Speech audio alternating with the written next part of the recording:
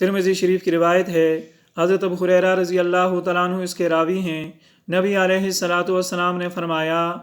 قیامت کے دن لوگ 3 قسم کی جماعتوں میں منقسم ہوں گے۔ ایک جماعت وہ ہوگی جو پیدل چلیں گے، دوسری جماعت وہ ہوگی جو سواریوں پر سوار ہو کر جائے گی، اور تیسری قسم کی جماعت اور لوگ وہ ہوں گے جو اپنے چہرے کے بل چلیں گے۔ قیل یا رسول اللہ وکیف یمشون علی وجوہہم، اے اللہ کے نبی چہروں کے بل کس طرح چلیں گے؟ چہرے کے ساتھ چلنا یہ تو بظاہر سمجھ میں نہیں آتا۔ نبی علیہ السلام نے فرمایا،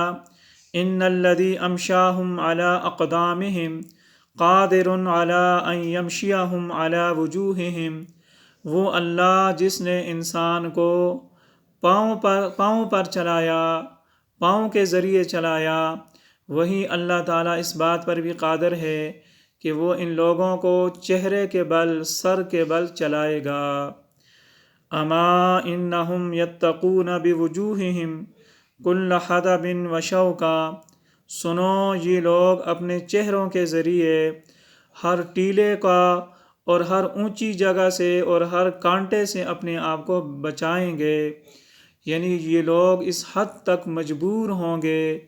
کہ اپنے ہاتھوں پاؤں کا کام اپنے چہرے سے لیں گے۔